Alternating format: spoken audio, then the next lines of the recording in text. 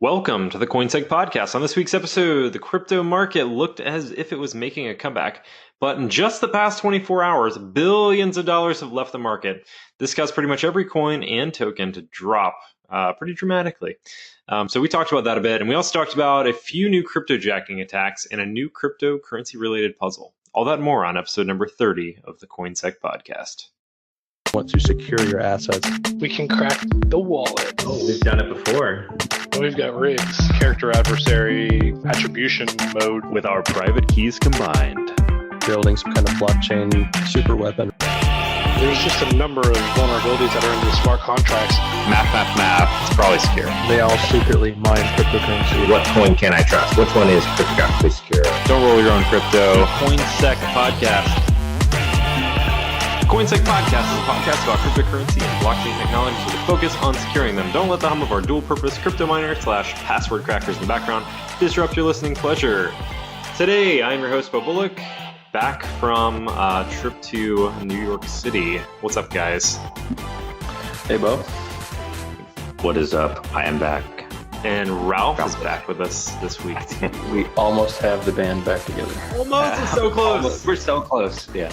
Gosh, and like One of us doesn't know how to internet, so Yeah. Or use a firewall, or I don't know. if you know the voices that you're hearing right now, so you have me, Bo Bullock, you have Ralph May, and you have Steve Borosh. So we are missing Mike Felch today. Sadly, and it's like so close. It's so stupid how close he was to being here. Like he literally, like we're literally in this go-to meeting right now, filming this, and he was here. He was here, video, like interacting, but his audio is just not working for some reason. He's rebooted. He's, I don't know, uninstalled I think stuff. he's literally at his house right now, banging his keyboard, like relentlessly pissed. raging. Yeah, raging. Yeah, I don't blame All him. right, Mike, we love you. Yep, we do. And we were talking about it a little bit ago. Trying to get all the schedules together to make these shows happen is rough sometimes, but it's awesome when we do get everyone together. We just got to figure out who we're gonna fire, and then as long as we just have two people, we'll just have a 2-person show, and then only those 2 people have to worry about showing up every week. The worst part is, Bo's been thinking about this, I feel like, for the last 2 weeks, about like who we're gonna like draw straws on. No. So like, I like the idea. Let's draw straws every week. Like the 4 of us just draw straws, and whoever the 2 are that get the short ends of the stick are the 2 that have to host the episode, and only those 2 people have to figure out the time that works for them, and it won't have to be like a 4-person ordeal. Yeah, I will admit though, once you get up to like 4 people, sometimes it really does get hard to nail it down, right? I know it seems simple enough, but we all have full-time jobs, right? Yes. And Especially with consultants who all travel. yeah, and I've been on a couple travel trips too recently, and actually I'm going to Detroit next week. So Detroit. Yep, Nice. the Windy City. No, that's not You're right. going somewhere too, aren't you, Steve? You're going somewhere too, aren't you, Steve? Yeah, I'll be in Oregon. Oregon. So Okay, we'll be in some so different time zones. Detroit, you're going to Oregon. Yeah, we're going to be on quite different time zones next week, so we're going to have to figure out how to make that one work. But we'll make it. We'll make it work. We'll figure it out. Yeah, see, and that's what happens. That's what happens. And then it'll be like, all right, we got the day, and then somebody else will be like, oh well, I'm literally doing something right now, like I can't. So I don't know.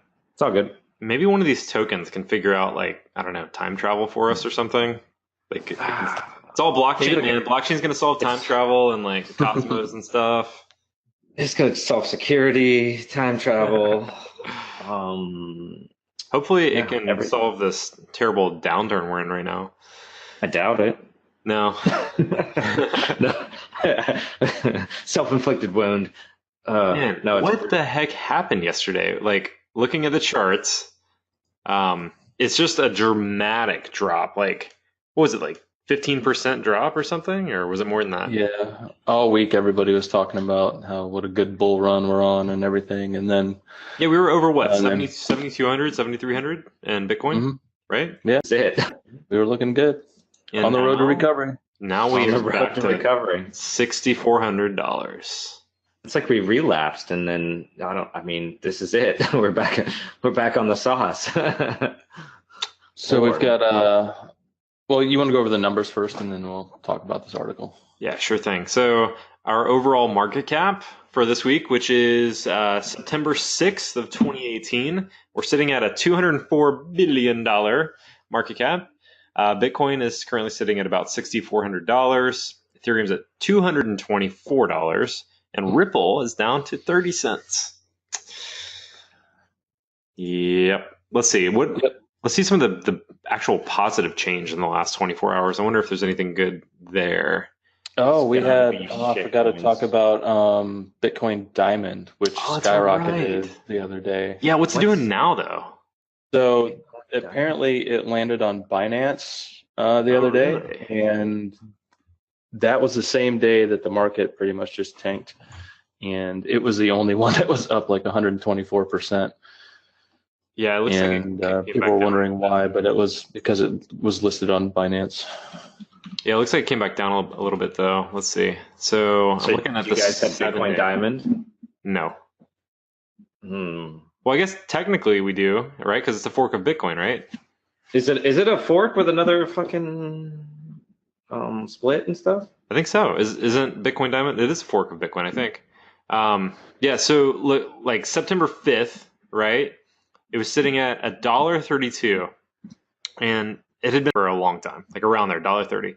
Spiked up to, let's see, like it looks like $4.33. So like a four times gain there. If you had some and were able to jump on it whenever Binance got it, I guess. Yep, it's since tracked back down with the rest of the market, though. I'm sure once it hits Binance and then everybody saw that nice pump, they sold off pretty quick. I'm gonna start Bitcoin Ruby next. Emerald. For my phone, Yeah. Emerald. I mean Platinum. Got to catch mean, all. Bitcoin, Catch them all. Bitcoin Lambo. So Sponsored by Lamborghini. got to catch all the. I'm all the reading forks. this CNBC article that points to another article from Business Insider Report, which cited that people familiar with the issue were saying Goldman Sachs was pulling plans to launch a cryptocurrency trading platform. So I guess that uncertainty might have fed into the market and helped tank the Bitcoin price over the last couple of days. So what was it that Goldman Sachs was actually thinking about doing? Doing stuff, I believe it was like ETFs, Okay. Bitcoin ETFs and trading and stuff like that. So I don't know if they were going to do their own exchange, so to speak, but I feel like that's not researching it. I don't know. I feel like that's not that big of a, I don't know, like a deterrent. Like, so it says that also in this article, it says rumors on Reddit of a Bitcoin whale moving $1 billion worth of cryptocurrency added to fears. So one person just moving it rocked the market. That seems crazy.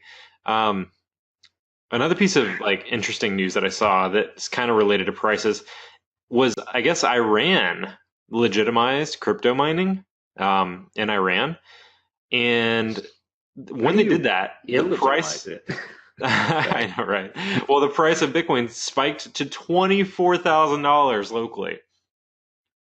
That's crazy. Now, was that at the local bazaar or was that at an actual currency exchange? Yeah, you had to go find like Abu and trade in 3 camels, you get 2 Bitcoin. Hey, camels are useful, though, right? Yep. Yeah. So, yeah. Well, there are still some countries out there that don't allow Bitcoin mining and trading. So, I just wonder how they enforce it. That's all. yeah, that's the thing. So, who knows? Yeah. So what was I guess they have an exchange there, right? In Iran. I'm trying to find the name of it. I saw it a little bit ago. I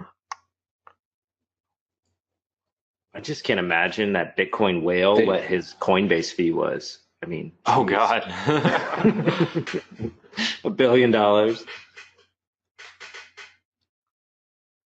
That's a good point. They probably didn't use Coinbase. I don't know.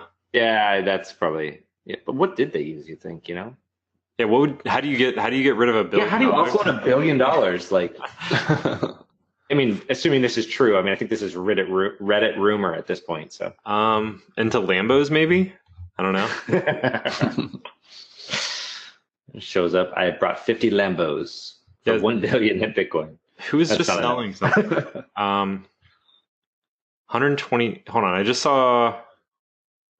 saw a story about somebody selling something pretty big for Bitcoin. But continue on. I'm going to find the story. Yeah, so we're poor now. Market. I had to trade in Lambo. Yeah, I will be getting my Lamborghinis, which is the new model of walking everywhere I go now. So Lamborghinis? Yeah, Lamborghinis. Yeah. Nice. Yeah. Yeah. Oh well, I can't find the story. Well, okay. So price is bad. It happens. Yeah, it happens. What's going on this week in the news? I was telling Steve earlier, like, you know, when we do like on-sites with customers, it's really hard to like even look at the news, you know, like, or anything really, because, you know, when we're working from home, like there's plenty of time like to see stuff, you know, like throughout the day. But when you're interacting with somebody like you're actually working with constantly, you know, it's hard to like, you know, just dig through stories. Break away from that. Yeah. Yeah. So I honestly feel a little bit like disconnected from last week, you know? Well, I can TLDR it for you in the fact that it's all about Monero mining. Yeah. Why am I not surprised? Right. What did you come up earlier? You were saying like the time to Monero mine. It's like your new indicator. So the new threat level, what do you call it? Reporting would be the mean time to Monero mining instead of like mean time to detection or mean time to compromise. From that, we're talking about like from initial access to how long it takes for a Monero miner to be deployed, which is typically immediately when these remote code executions come out. So, and that's what the case is for a couple of our stories today. But the first one we're talking about is from an article from Talos with Cisco. They had a blog post on the 30th talking about Rock, the champion of Monero miners. I don't know why they call it the champion of Monero miners, but it's just another Monero campaign. Seems like a Chinese threat actor because they're hosting the Monero payloads on GitHub, and it's actually the repo is named Rock, ROCKE. And they're using Monero wallets with emails to MinerGate Monero wallets and stuff with emails to Chinese addresses. So that's, I guess, the attribution they're using. Are they using XMR Rig? Yes. Okay. So when are we going to see that like malware actors not using XMR Rig or XMR Rig, I guess? Well, I mean, it's easy to use. It's open source, so you can compile it. You can take out the developer's fee that's in there. So commonly, a lot of these spray and prays you'll see, they don't change the mining strings. So there's a default with XMRig. I believe it's 5% of your mining goes towards the developers. So all of these campaigns that are out there are just throwing coin at the developers of XMRig. So we're saying you need to write a better XMRig. So you don't have to commit. You don't have to commit the crime. You just need to take your percentage on that code. That's right. But it's not. You're not like stealing. They're giving you, like a thief steals from someone else and then gives you money. There's gotta be some weird legal stuff around that, you know? Like, all right, so like if something's mining all right, so how do the share stuff work? Like, how does the percentages work when it comes to? It'll do like a percentage of time to whatever you're mining to, whichever pool you're mining to, and then it'll do like say 1 to 5% of however you set the variable to mine to its mining pool. So it goes back to a different pool. It swaps. So it always just mines the same pool, like for the developer. I'd have to go back and look, but I believe so. Okay, because I was thinking like, you know, from an attribution perspective, like if you're like hunting down somebody who installed that. Like, I wonder how many times like the developers of XMR Rig get like questioned, like, hey, like this giant network over here is mining to your pool. What the heck's going on, guys? You know? It's open source code, though. I mean, anybody can use it. So, I mean, you can't be like blamed for everyone's action on your own code. So I do see your point. Hey, it seems like the go-to tool, right? Yeah. You know, who you're catering toward, but I don't know. I do Sure, think but like I said, it's the go-to tool because it's open source, it's maintained frequently, and if they want to, they can recompile it to evade AV. They can recompile it to take out that developer fee and stuff like that. So highly customizable as far as the threat actors using it go. Did their GitHub get taken down? Actually, let me look real quick. Yeah, it's down. Oh, maybe.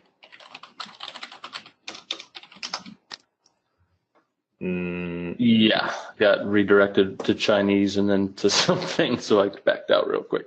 But I don't know what's up there. Is it? Yeah. Are you able to hit it? Yeah, rocky.github.io. Well, the source is there. Oh, I wonder why I got redirected. I mean, have you guys ever used like a Git repo to like host up your payloads? Only when it's been a restricted network and we've had to use the github.io domain to get stuff out, to get payloads in, because everything else is whitelisted or blacklisted. So sometimes it's advantageous. A lot of places block file serving stuff like GitHub or Dropbox, but they don't block github.io. So I think the attackers probably knew that in this case and use that as a bypass methodology to get around some restrictions. Interesting. Sure. I mean, with all the other cloud providers too, I think it's becoming harder and harder to kind of be like, what's good, what's bad, yeah, whose IPs. But this campaign did more than just XMR Rig. It was also doing JavaScript mining through CryptoNote. So that GitHub repo is littered with just all kinds of different payloads and mining pools that it checks in to reestablish its connections with and stuff. So wow. Okay. Oh, and apparently they were using Cobalt Strike as their C2 channel. What? Nice. Damn. The trial edition. Maybe. Well, so Much put a bunch of protections in there. It was a while ago. When I say protections, ways to identify your individual license if you're utilizing it for more malicious activity, right? Kind of flags in there, right? So, yeah. So these kinds of attacks will keep coming, and I think we have some more to talk about too. Let's see. What's next? Cloudy with a chance of cryptojacking? Yeah, so there were two articles in here. The Cloudy with a Chance of Cryptojacking was a news article from infosecurity-magazine.com. And it's basically a foreword for a Wired article that talks about the Tesla hack. And what that was, basically this threat actor was brute forcing, how do you pronounce it, Kubernetes? Kubernetes is how you pronounce it. That's correct. Yep. So they were able to brute force their way into a admin panel for one of those and drop their mining malware, which just so happened to be on Tesla's. This was a while ago, though. This attack was a while ago. Yeah, I believe so. It seems like the details are kind of coming out now. I think we might have talked about this one. It seems like so this was February? The Wired article came out? Yeah, so this one was just kind of rehashing it, and that the discovery that it was, the details about Kubernetes and all that stuff. So sure.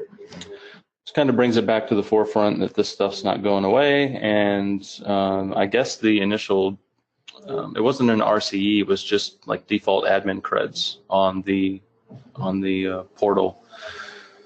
So these web services do have the ability to attach GPUs to them at some points. Yeah.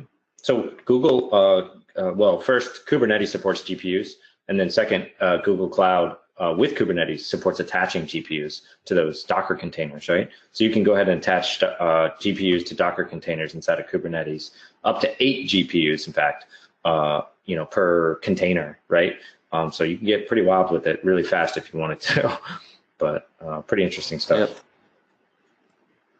So how are they doing that on the back end? Like, actually, like, how is the Kubernetes side of things? Like, do they literally have like physical like GPUs for every single time somebody wants to like add a new GPU in? Yeah, so they're passed through the PCI lane for the GPU directly to that virtual machine, and then Kubernetes supports the interface to link right into that. So do they just have like a farm of like thousands of them, and then? Yeah, so like when you would say like so underneath Kubernetes you have a virtual machine, right? Okay. And on that virtual machine you could have a worker that would be running Kubernetes pods. A pod's just a bunch of Docker containers. Sometimes they can work together, so on and so forth. But in general, it would be a virtual machine. If you say that you would need a Kubernetes pod that needs a graphics card, it might deploy that pod onto a virtual machine that has graphics cards, or a physical system that has those graphics cards, attaches however many you've requested, right? And it will pick in the back end which machine would better fit. So like there's not a machine that has more than 8 GPUs. So, if you needed 8, it would find one that had all 8 available and it would attach to that machine. So I wonder, has anyone done experiments to see like how many you could spin up? Like how many systems with how many GPUs? Like what if you spun up like 1,000 systems with 8 GPUs on each system? Then you'd be poor fast. Well, I mean, Or whoever's like, account you jack. Like, do you get charged the second you spin it up? Yes, and actually, Google Cloud can charge you by the second, in fact. But to tell you the truth, though, Google is a lot better than AWS in the safety zone, which means that like they automatically have restrictions in place for how many like cores you can spin up, how many GPUs you can spin up, like a lot of like sane stuff in there. So you honestly would not be able to do like 100 or some stuff like that. So okay, it just seems like a fun thing to try. Okay, so what is next? Let's see. Mega Chrome extension compromised. Steals. Oh yeah, that was a big one this week, huh? Yes. Let's see. Pull that one up. The official Mega extension has been compromised and now includes functionality to steal your Monero. Let's see. All right, so it was stealing, I guess, more than Monero. It was stealing like Chrome passwords and accounts. And did they compromise this other wallets? Sorry, what was that, Ralph? Say again? I said they compromised this upstream, right? The Mega, right? It looks like it. Yeah, I mean, I guess Is there like an actual news story, like a debrief on this yet? I did see one that talked about the different accounts that was hijacked. Let's see if I can pull it up real quick. My question is Mega didn't just start mining Monero as like a way to make some more money? I have a weird feeling that's not No, true, no, I don't think that's the case. I'm pretty sure somebody altered their code. Okay, compromised their dev. Their continuous integration platform, that's probably what they compromised. Yeah, so there was an update to the extension and Chrome asked for new permission, read data on all websites, that made this guy suspicious. And he checked the extension code locally, which is mostly JavaScript anyways. And then Mega also has the source code of the extension on GitHub. There was no commit recently. To me, it looks like either their Google Web Store account was hacked or someone inside Mega did this. Pure speculation, though. Mega going rogue. Said the extension was removed from the Chrome Web Store 5 hours after the breach. Now, was that the detection of the breach or 5 hours after the breach actually happened?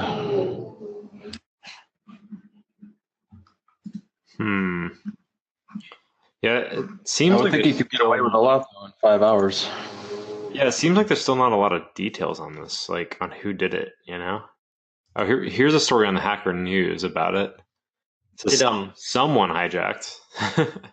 So were people automatically getting the update for this? Like, was it getting pushed? Like, if you had it, would you automatically get updated to it? I would imagine. Yeah, I mean, I've never been like prompted to update my extensions on Chrome, but I mean, I'm assuming when an update comes out, it just go ahead and installs it. Mm-hmm. That's interesting. I don't use Mega, so Yeah, me either. But hey, if you do use Mega and you're listening to this, you should probably go and install your extension and change all your passwords. Yep. Delete your password history, everything. You could have been compromised. Yeah. Okay. All right. What do we got next? So it looks like another cryptojacking campaign or crypto mining campaign. Recently, there was a proof of concept code released on GitHub for a newer Apache Struts 2 flaw, which it seems like, God, how many this year have we had for Apache Struts flaws? Three total. I think. Three total. Yeah, there's a couple actually POCs that have all three rolled into one. You can just rock them all, test for all of them. Nice. Yeah, so I think every time one of those happens, not but a day later or so, that these things are weaponized and used to basically just spray the internet and infect all this stuff. So this one was dubbed CronixX, CRONIX, because it uses the cron for persistence and xhide for launching executables with fake process names, which has been seen before. So they think this might be like a similar or same threat actor. Nice. Yeah, I think we're going to see more with Apache Struts right now. It's pretty hot, especially with all of them that have come out. So, yeah, there was another one recently too. I know we don't have an article for this here, but the O-Day, the Microsoft O-Day, the privilege escalation. Yeah. Mm-hmm.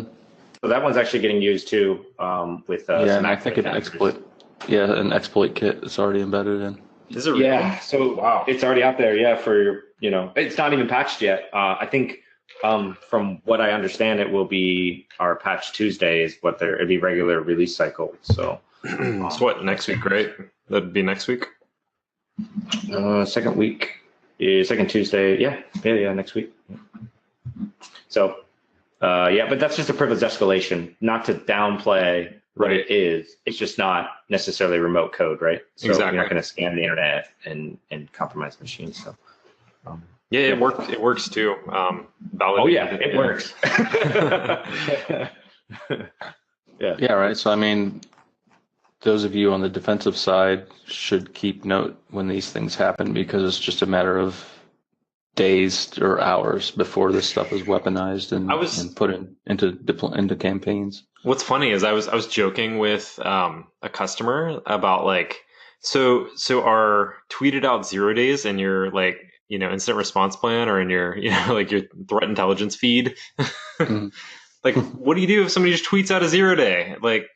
You know what I mean? That's kind of a new thing, tweeting out O-Days. Yeah, a Microsoft 0 day, Yeah, I mean, yeah, I think.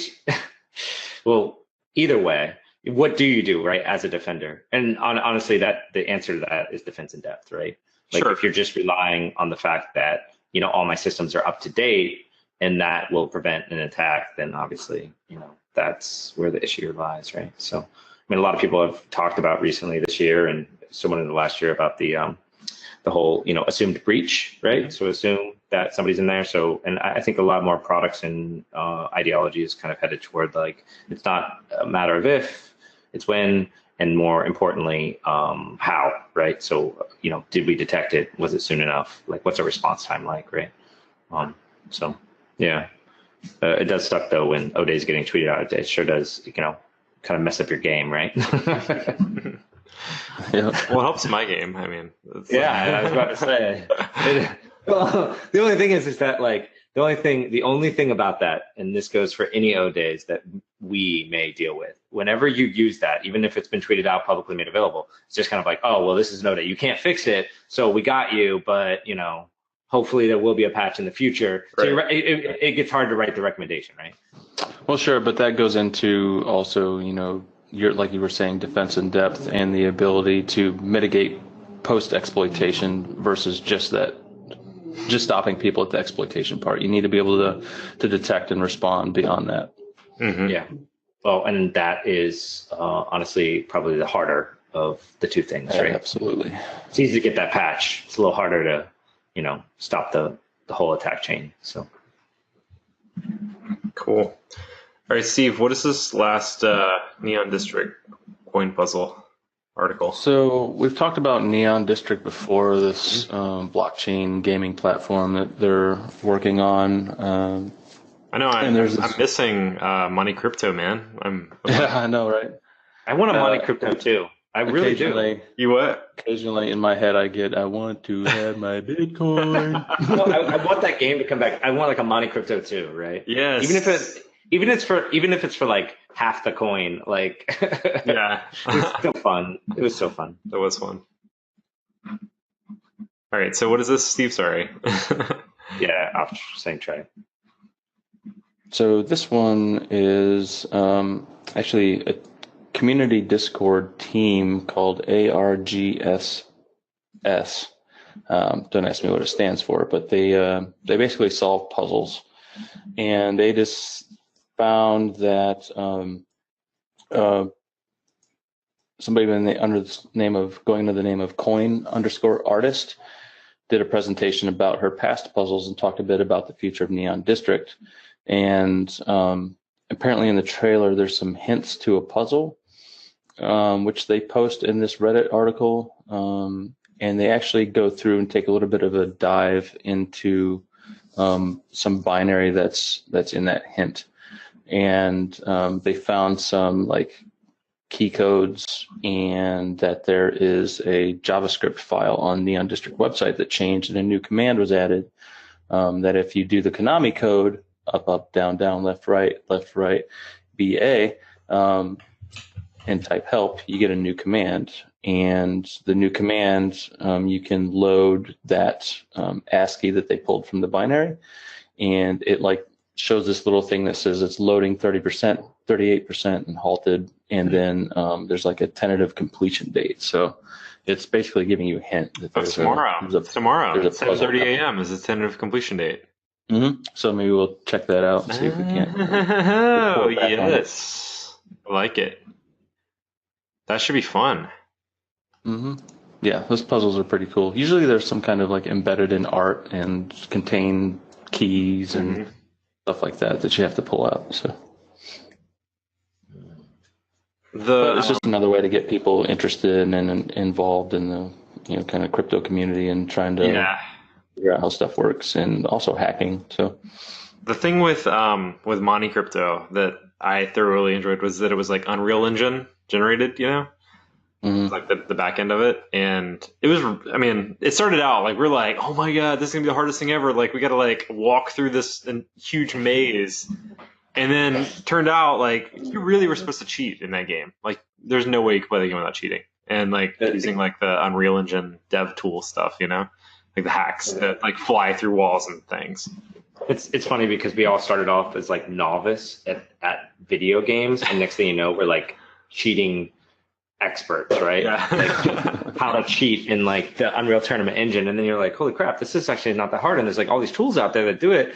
And you're like, well, shoot, man, I can't imagine how hard it is to get people in other games that weren't designed for you to cheat in. Mm-hmm. Like, so it was pretty cool. But these games, I do agree, they do bring like a lot of discovery and like kind of learning. But all these same techniques, get applied in the real world when we're trying to figure out something. The only downside is that when we're trying to figure out something, there might not be a real solution. Mm-hmm. Exactly. It doesn't mean the puzzle is going to be solved, right? Right. yeah, you always hope for it, but that doesn't necessarily mean that's going to happen. So, whereas these, you know, there is a way. I just can't do it. So, which is pretty cool. Gives you hope. No, it just makes you go crazy and spend hours on hours. Yeah, we went a little crazy on the last one. Oh man, I don't even know how many hours we spent like late at night just grinding away at that game. It was addicting. It's addicting because you know there's a truth, and then when you figure it out, and it's like culmination of knowledge and race to the top, right? Maybe we should make one. Yeah, right. That sounds like a lot of work. It looked like those guys did a lot of work. Yeah, I know. And I think it's funny too that people who ended up winning, it really wasn't about necessarily being the best at solving the puzzle. I'm not doubting their skill. It was the determination not to quit. Yeah. You know, through the months, right? Mm-hmm. You know, kind of like the tortoise, and we were all trying to be the hare. So. Mm-hmm. Yeah, we got this in a day, no problem. Yeah. Right. So, anyways. All right. Well, I think that's all we got for this week, guys. Alrighty. Anyone got anything cool going on? Oh. Man, reports on reports. I know. Report on report. Yep. And then the more you do, the more you got to report. Mm-hmm. Exactly. I know that seems obvious in its statement, but you know, when you're going through the process, you know, you're like go down a couple more rabbit holes, and you know that becomes more of a report. I know Mike's having trouble with reporting like lately. Like just a lot of issues, like operating system stuff, you know, like just basic copy paste stuff he's having issues with, and he's like ready to throw his laptop through the window. So I was joking with him about, you know what we should do? We should just do like video reports, and like it literally could be like the videos of us like, you know, opening up Notepad and typing like now type MSF console, and then and then you have like a little HTML document that all it is like links to like your methodology videos, and then you just get that. That would be interesting. I think that there is a lot that could be brought to that in reporting. So just videos, like instead of having like this big typed out thing, you know. Anyways, alrighty. Well, let me shut this thing down for today. You guys should come hang out with us. Huh? Shut up for crypto miners. Yeah. Is that how you shut it down? Yep, shutting down the crypto miners. Well, then your power bill would go down, so that's good. That's a good point, yeah. Should. Your meter's probably spinning like 300 miles an hour out there. Mm-hmm. Yeah. All right, come hang out with us in the Central Slack channel, slackpass.io, right, guys? We always get this wrong. Make sure to follow us on Twitter at CoinSec Podcast. Keep an eye on coinsecpodcast.com for links from the show. And subscribe to us on your favorite podcast app. If you like the show, leave us a review, and we will hopefully see you next week. We're going to be spread out a little bit, but we'll try to make it happen. Well, all right, guys, it's been fun. I will catch you next week. Later, guys. Hodl and survive. Hodl.